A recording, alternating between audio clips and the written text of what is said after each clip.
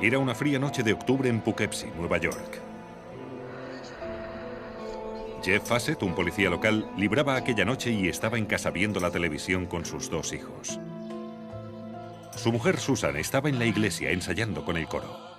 Mi madre participaba muy activamente en la iglesia. Le encantaba. Lleva casi toda la vida cantando con el coro. Sobre las 7:30 de la tarde, Jeff Fassett dijo a sus hijos que se iba a acercar a la comisaría de policía. Voy a salir. Fue al centro de Poughkeepsie a por su nómina a unos 4 kilómetros al oeste de su casa. Alrededor de las 8:30, el ensayo del coro se acabó en la iglesia metodista de Pleasant Valley y Susan Fassett se dirigió a su coche para volver a casa.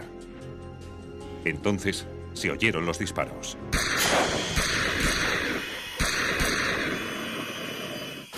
La gente salió corriendo hacia el coche para ver qué había pasado y encontraron a Susan Fassett herida de muerte. Los testigos vieron un vehículo de color claro huyendo del lugar.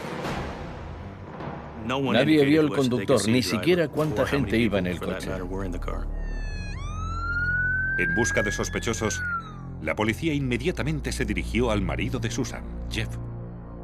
Al parecer, Jeff Fassett no estaba en casa en el momento del asesinato de Susan. En el entorno de la policía se rumoreaba que Jeff y Susan tenían problemas en su matrimonio. Nos parecía que Jeff Fassett podía estar involucrado. Poco después de que Jeff Fassett volviera a su hogar, la policía fue a su casa. Empezó a ver agentes vigilándole desde el otro lado de la calle. Así que les observaba mientras le vigilaban. Parecía que tenían armas, que iban equipados, que les estaban rodeando y que pensaban entrar en la casa. Jeff quería saber por qué estaban haciendo eso. Realizó varias llamadas a su departamento para tantear a la policía. Sí, soy Fassett. Hay un montón de coches patrulla a la puerta de mi casa. ¿Qué está pasando? Pero nadie le dijo la verdad. El hijo de Susan, Jason, llamó a la iglesia y se enteró de que habían disparado a su madre. Esa era la única información que tenía. Papá, han disparado a mamá. Jeff no sabía qué hacer, así que apagó todas las luces. Parecía que estaba escondiéndose en casa. Recuerdo que estuvimos en casa sentados en la oscuridad durante lo que a mí me pareció mucho tiempo.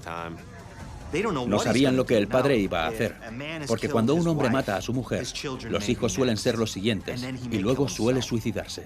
Pasaron 2 tensas horas antes de que Jeff Fassett y sus 2 hijos salieran de la casa. Salieron con las manos en la nuca, les esposaron y les tumbaron en el suelo, como a cualquier criminal normal.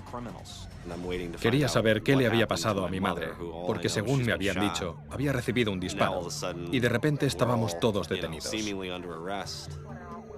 Llorábamos y estábamos todos tristes. Por un momento, incluso Jason Fassett tuvo que pensar en lo impensable. Recuerdo estar allí sentado pensando, ¿es esto real?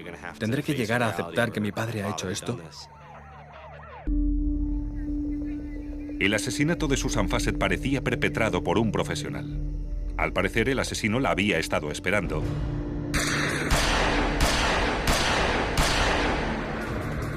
Y tenía planeada una rápida huida del lugar de los hechos. He visto asesinatos raros en mi carrera profesional, pero nunca uno tan raro. En este el asesino se había esfumado. Encontramos todos los objetos personales de Susan en el coche, así que no se trataba de un robo. El marido de Susan, Jeff, un veterano con 24 años de experiencia en la policía de Poughkeepsie, negaba su participación en el asesinato de Susan, a pesar de que no tenía coartada. No podíamos confirmar dónde estaba Jeff cuando pasó todo. Además, el coche de Jeff era similar al vehículo que se había visto huir del escenario del crimen. Su historial estaba impoluto. Es decir, no había absolutamente nada en su historial que indicase que se podía volver violento. Pero Jeff decía saber quién era el culpable.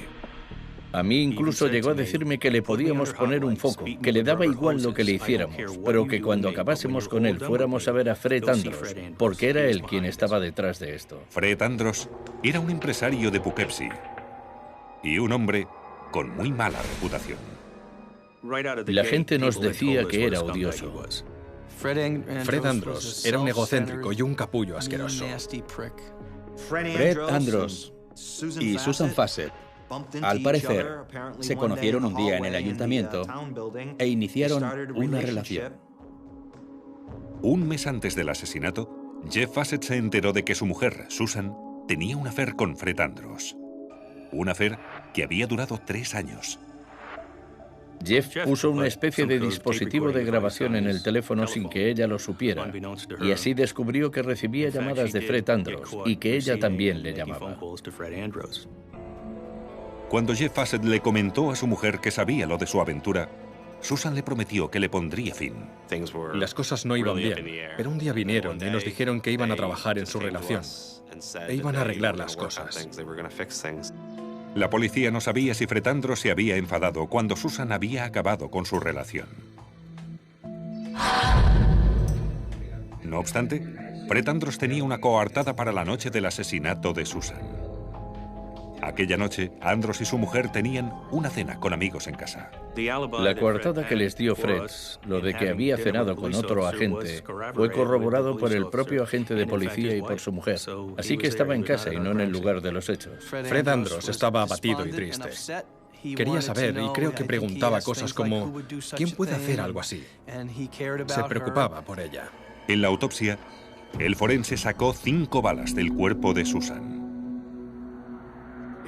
Buscamos una pistola llama o Ruger del calibre 45. Andros no tenía registrada ninguna pistola del 45 ni ningún vehículo que encajara con la descripción del coche que huyó del escenario del crimen. El marido de la víctima, Jeff Fassett, tampoco tenía ninguna pistola del 45. Pero el forense descubrió una prueba adicional. Susan había tenido relaciones sexuales en las 48 horas anteriores a su asesinato. Cuando informamos a Jeff Fassett de esto, no sabían nada. Compararon el ADN del semen con el de Jeff Fassett y no coincidía. La policía preguntó a Fred Andros si había tenido relaciones sexuales con Susan Fassett antes de su asesinato y dijo que no. Su respuesta fue, no hicimos eso, nosotros no hacíamos eso.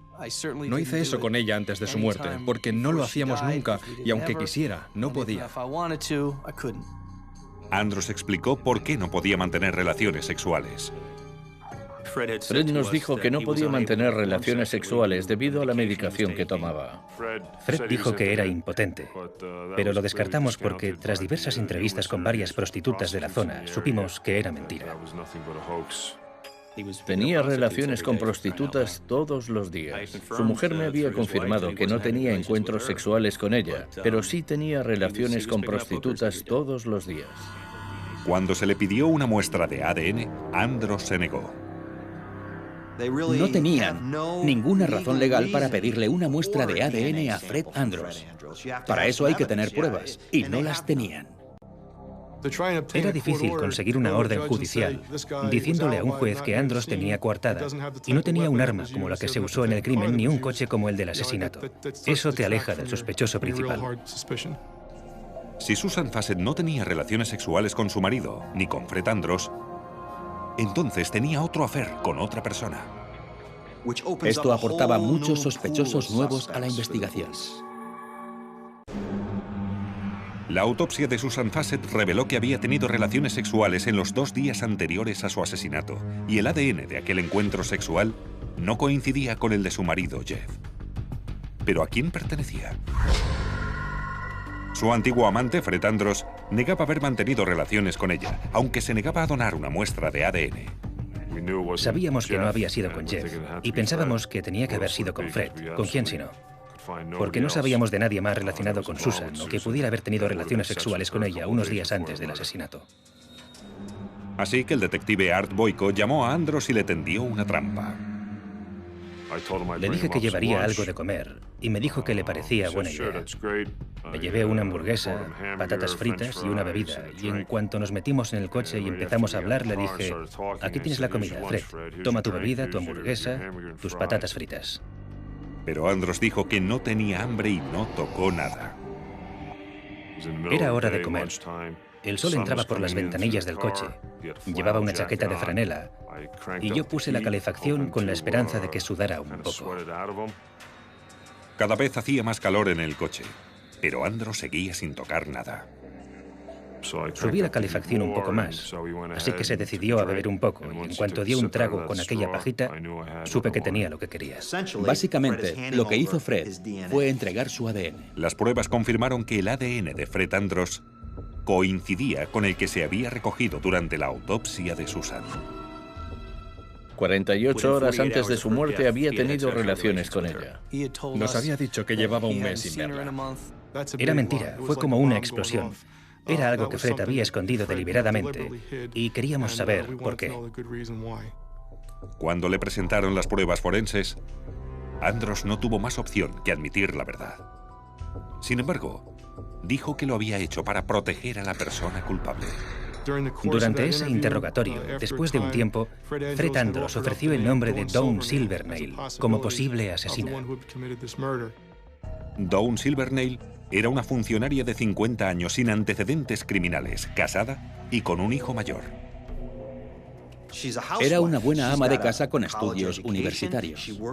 Trabajaba con gente discapacitada y tenía muy buena fama. Nunca se había metido en problemas.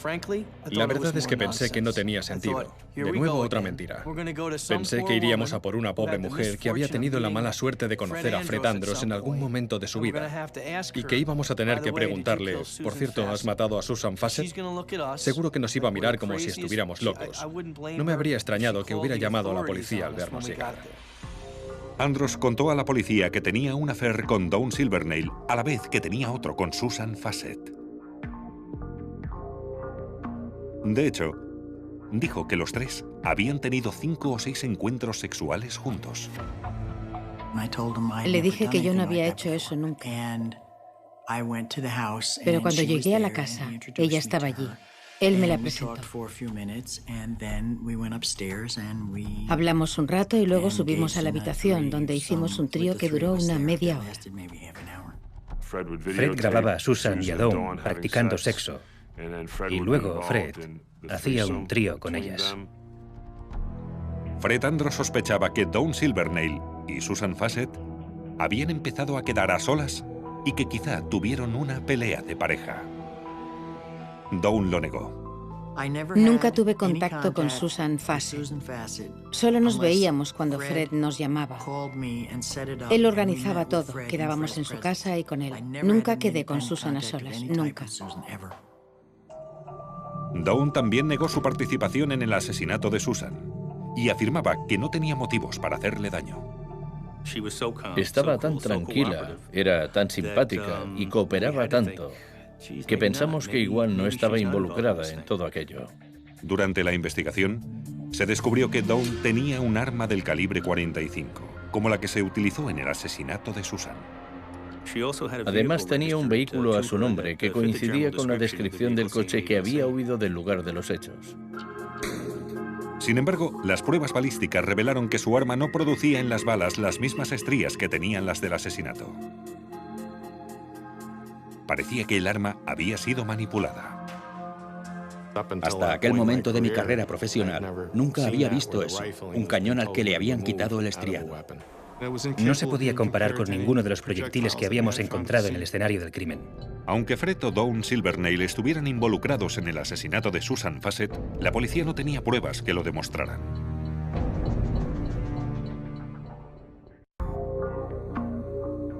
Dawn Silvernail admitió que había realizado tríos sexuales con Susan Fassett y Fred Andros, pero negó su participación en el asesinato.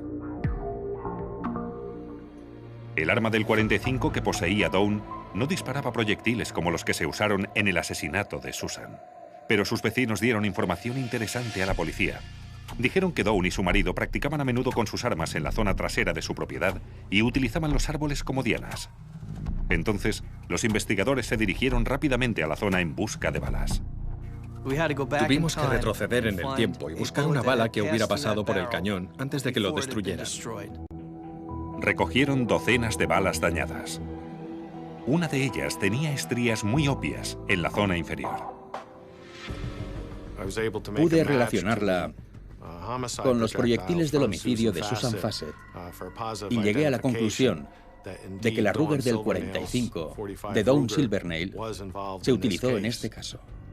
Dawn Silvernail tuvo que hacer frente a las pruebas. Agachó la cabeza y luego dijo 3 veces: fui yo quien disparó a esa pobre mujer. Bajé la ventanilla. Y cuando se iba a abrochar el cinturón de seguridad, saqué la pistola y disparé. Y le di.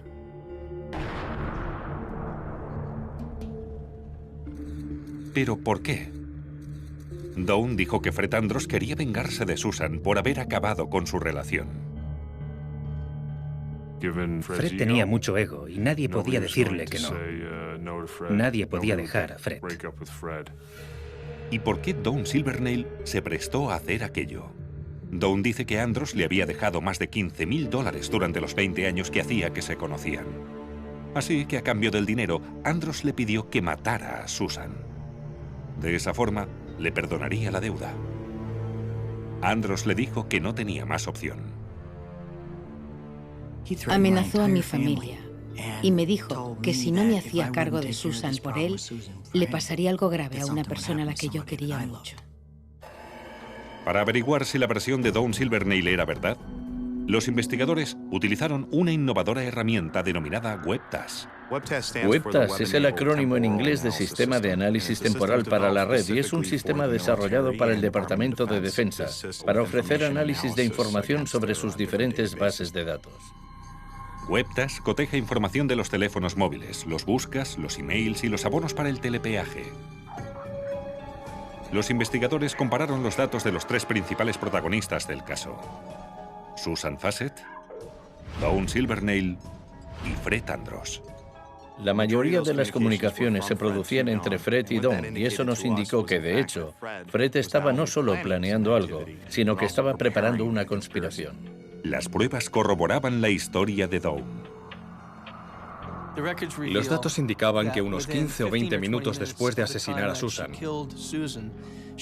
Dawn paró en una cabina para llamar al señor Andros y decirle que ya lo había hecho. Si aceptamos la versión de Fred Andros de que Dawn Silvernail actuó por motivos propios, la historia no tiene sentido, porque ¿para qué se iba a parar a llamarle para darle la información? Ella solo haría eso por la persona que le había obligado a hacerlo. Bajo órdenes de Fred Andros, Dawn fue a la iglesia metodista la noche que ensayaba el coro. Aparcó al lado del coche de Susan y esperó.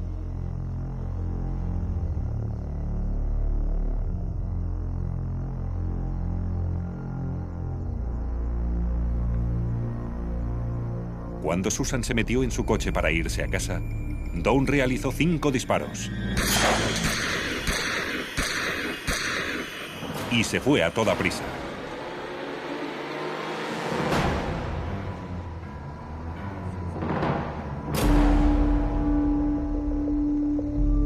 Dawn contó a los investigadores que había dejado el arma del crimen y las matrículas falsas donde habían acordado. Los informáticos revelaron que Dawn había utilizado una cabina para dejar un mensaje en el buzón de voz de Fred 20 minutos después del asesinato para indicarle que ya lo había hecho. Después, Fred recogió las pruebas, modificó la pistola y se la devolvió a Dawn.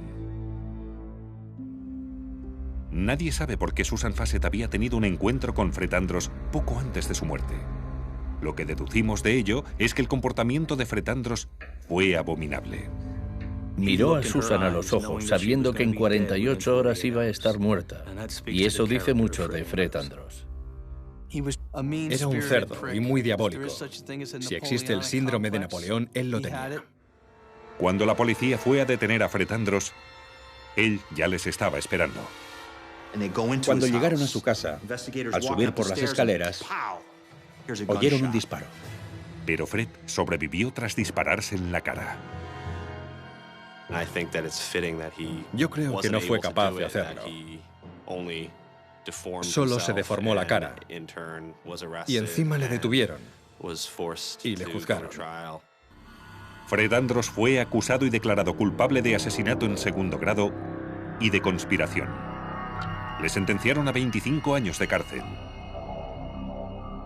murió de un infarto tras pocos años en prisión.